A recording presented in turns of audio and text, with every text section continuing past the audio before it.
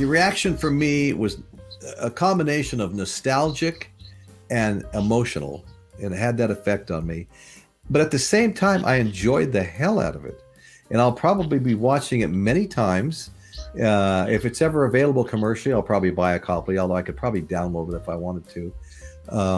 But anyway, so I want to ask you guys, Michael, how did you feel when you saw, what was your reaction, your personal reaction to seeing the video? It made me like the song even more. I gave it a B+ on the video before that. Okay. And I would say it's a good A- now. Not quite A, not quite A+, but I'd give it an A-. I moved it way up. Yeah. So it moved up, and I know there's a lot of criticism about the video being too nostalgic and things like that. Nick believes that, I believe. A bit. Bruce does. That it was kind of forced on us a little bit. With all the imagery and everything, I took it just like I took Help. All right. First of all, the original demo was taped at 80 beats per minute. Paul upped it to 88 beats for a minute. And I think that's where some of the criticism is coming in right now. Hi, Bruce. And so what I'm saying is a lot of fans are thinking, well, that's too popish. You know, right. He did this slow, mournful ballad, and now it seems happy. Mournful, yeah. Right? Okay. Right. So first of all, I think it's the lyrics are rather upbeat. Okay, as presented, and this is what happens when Lennon and McCartney work on either one of their songs. Paul upped the beats to 88. That was wise. All right. He wrote the score. I think it was too far down in the mix, but he wrote the score. It's an appropriate score. Okay. And Bruce, by the way, I've reconsidered. Yes, his bass playing is marvelous on this. It okay. Is. I think that was our one point of contention between Bruce and I, and what we felt about, you know, what Paul offered. Because I had stated, you know, any average bass player could do it, and that's true. But it's that dum-dum-dum kind of feel, that lop along Beatle feel to it. So with all of this imagery, I almost looked at it as Penny Lane Part 2. As far as videos go. Okay. All right.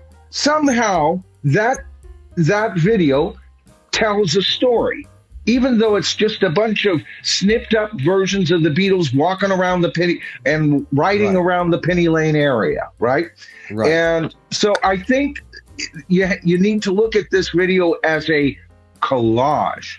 All right. And they are claiming this is the final Beatle song. All right. So what did they want to leave us with? They wanted to leave us with a magical feel. I'll give you an example. They thought too much clowning around. I thought, now remember in Sgt. Pepper, Paul McCartney conducted the freaking orchestra, right? Bringing John in, dancing behind that podium. God, that was such, oh, sorry. That was so John, man. That was John. You know, John. And then when he's doing this stuff in front of Paul and Peter Jackson adding his shadow dances across the microphone in front of Paul. Gave it a real three-dimensional. So to me, is if you got them, toke them, smoke them, and rewatch the video. All right, because there's magic in that video, and it did improve my taste of the song.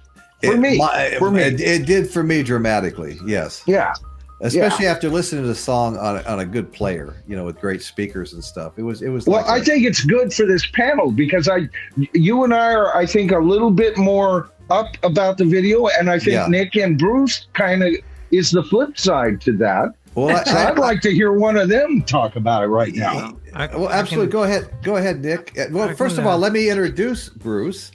We've got our good friend Bruce here. Bruce Hi, everyone. Collins. Used to be the He was. R&B show, excuse me, and now he's B-sides. Well, B-sides. I'm B-sides, but I think for tonight, I'll be also known as the Christmas Grinch. Oh, here we go. Okay. We'll save the Grinch for last here, because we want our hearts to get this big. That's right. That's right. I have not yet received my copy of the record, and from what I understand, it opens up and sounds more warm, and the reason we buy records, and because it just brings so much more to it. So see. I have not. I've listened to it several times. Yeah, that's an understatement. I've listened to it quite a few times, and I think it's a marvelous love story. I really do. It's touching. It's eloquent. There's points where it tugs at your heart because it's telling the story of, if you've ever been in love, what we've all been through or have yet to go through. So Yeah. There you go. That right there is touching and remarkable. And Michael had mentioned that maybe the orchestra could have come up some more. I agree with that, because it was a beautiful arrangement. Paul did a great. They all did such a wonderful job with it. I don't think it's a great song. It's not one of those that'll go down in history, but I think it's for the time we're in right now. I think it's a beautiful love song. Now we'll slide on over to the video, and it's just what? It's nice seeing the pictures from history and seeing that, but when they start getting, I mean, it's too eloquent and too pretty a song to have this mishmash of people clowning around and joking, and it's nice maybe, but not for this song. I just think it was misplaced.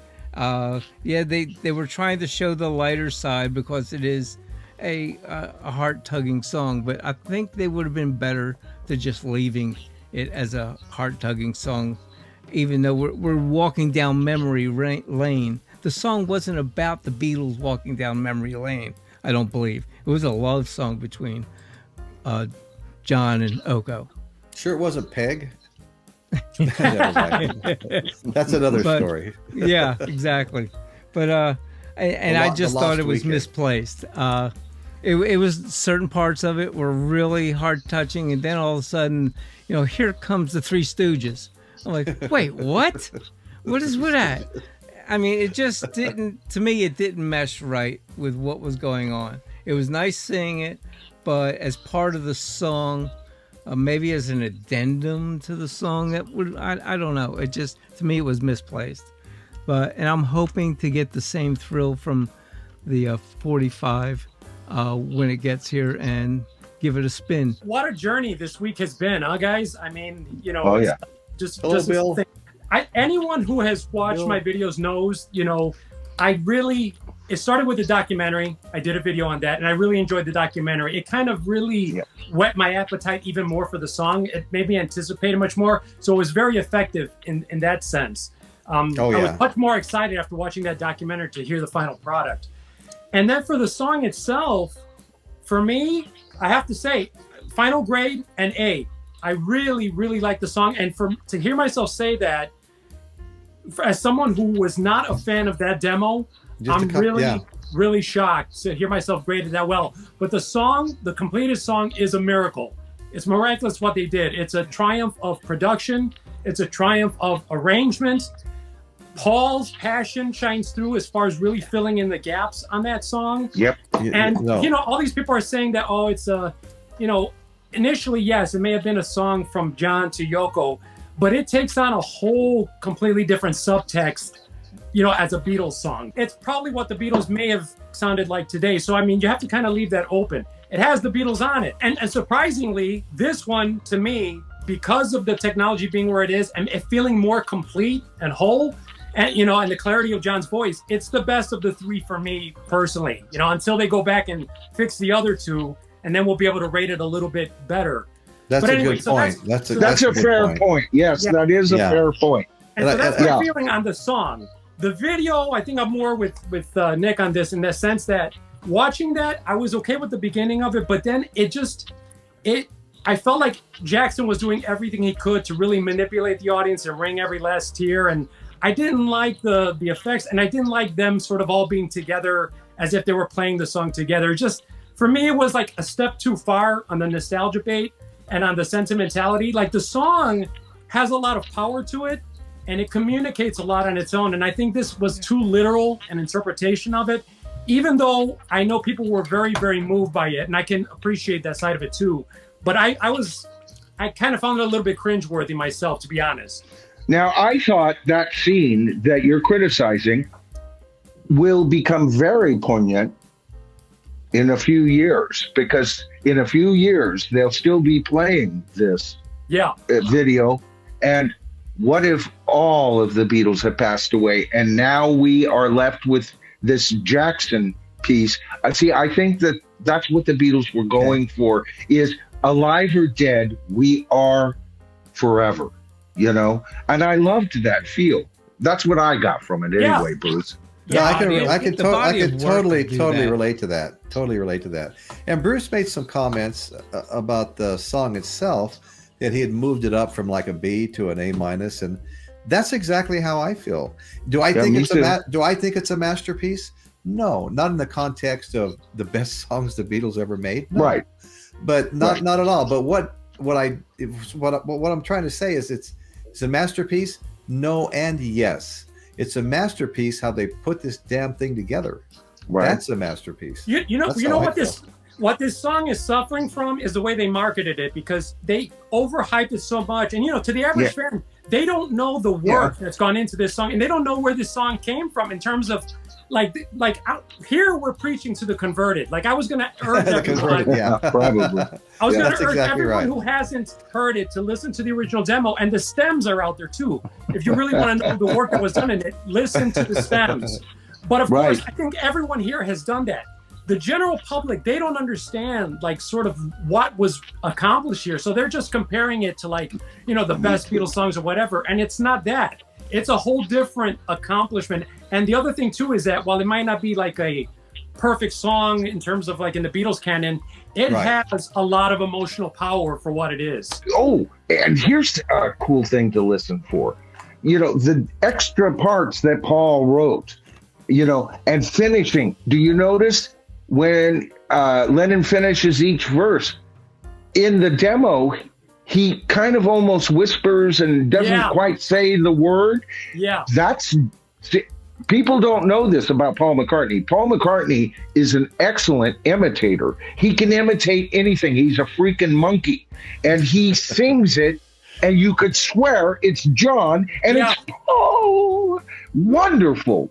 Wonderful. Well, I really enjoyed hearing that little bit of mellow slide guitar by Paul, sort of doing it in the style that he thought maybe how George would have played it, And to those who are criticizing that should have been faded out at the end, are you freaking kidding me? Yeah, it comes to that crescendo, and Bruce brought this up and I did too in an earlier video, was that wonderful octave.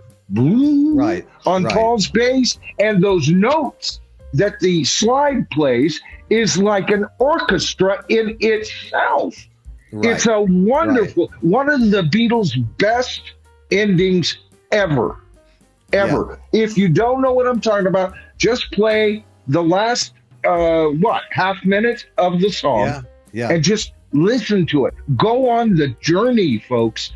Because Paul wrote this wonderful orchestra slide guitar besides the excellent imitation again of George Harrison. He is the ultimate creative monkey of the rock universe, man. His bass playing came through nicely, and it was just so good. I mean, I love the bass playing. And Ringo's drumming. Ringo's drumming is just totally right on. Yeah, I liked Ringo's drumming, especially when he really kicks into the mix. Right. But my one criticism about that bass playing is Paul should go back to his freaking Rickenbacker. His best recordings were on the Rickenbacker. Michael hates Hoffners. No, I love the Hoffner. I love the history, but he's only playing that the Beatle bass, because he's pushing the Beatle element live and everything. And I know that it's an icon, but folks, the Rickenbacker, another Rickenbacker player. That's a better tone. He would be my second favorite bass player of all time, Chris Squire from Yes. All right, you cannot freaking you listen to Sgt. Pepper's, all right, and all of Paul's bass parts. You know, that's not played on a violin bass. Yeah, you know, and his wonderful bass playing on McCartney is a Rickenbacker.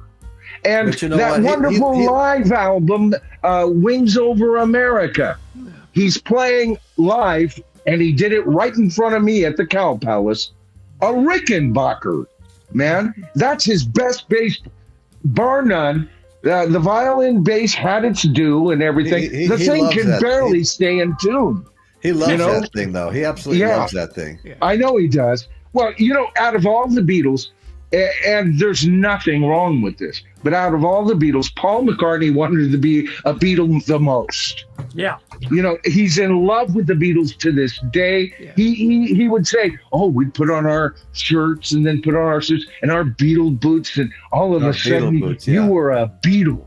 You know, he got excited about that. The rest of them are going, I'm going to mess with my tie and I don't want to do this anymore. You know, Paul was always in love with being the Beatles, and as being the major spokesman, last major spokesman alive for them, what better man to curate their music? Well, that's the plus side of it for sure, because, you know, there are a lot of people out there, like the upper echelon artists, who are not necessarily great custodians of their own legacy. Paul definitely is a great custodian for the Beatles' legacy, for sure. Yes, he is, Bruce. Yes, he is. One more point I wanted to make about the song, though, too, because a lot of people were complaining about this. Oh, they lost that whole bridge section. Listen to that demo. It had to go. It had to go. Thank you. Thank you, Bruce. Yes, you're right. And the new section inserted is far superior. Again, before it was a John Lennon song. The demo is a John Lennon song. It is now a Lennon and McCartney song. A Beatles song. It's a Beatles song. Another Lennon McCartney original. Yeah. Another Lennon and McCartney original. That's Christmas. Away with the most. That's why I put up my green light and with the fireplace behind me and everything. To me, it's Christmas, folks. It's Christmas. Yeah. You know, you always know it's Christmas. We were talking about this in the green room. Boy, those masseuses you hire, Royce. Yeah, they're nice. They're good. But in the green room, we were all talking about this is the first time since 1969 that both the Beatles and the Stones have released material in the same year. We turned our clocks way far too back. Good one, Nick. Yeah. Excellent. Yeah, so, you know, especially folks our age and Bruce's age, and maybe even slightly younger, too, than Bruce. Christmas was a time, either through reissues, smartly released around that time. Christmas is Beatle time. You know, when they did that game in 2009, when they re-released those hot albums in 2009, it was Beatle time for 3 years in a row. All the stores had, you know, that game and everything. It was one of the hottest videos you could find on YouTube were scenes from that game. Yeah. You know, and brilliant marketing, and yet somehow totally Beatle, you know. This is why they're the number one band for me, because you all on the panel know I am a major Led Zeppelin fan, and you know, it's like this, but you got to give it to the Beatles because they are myth incarnate, folks. Led Zeppelin's near that, but they are myth incarnate. What's his name? The famous psychiatrist that took acid and said, you know, he called them living avatars. Timothy Leary. Timothy Leary, thank you. Timothy Leary calls them the 20th century's living avatars. And an avatar, folks, is someone who transcends to godhood. Okay? So now I don't buy all that shit, but except for I love the myth of it. Yes, like I have a mythical Mount Rock Olympus on my channel, and they're they're right there. So I love the myth of that. And they are myth incarnate. They're almost ingrained into our memory engrams at this point. I mean, there were mythologies about them in their prime. I mean, that's how mythical they were. You know, you have the Icarus myth of the Paul is dead thing. And I mean, so it's like, that's nothing new. God. It's just, you know, they've been there, you know.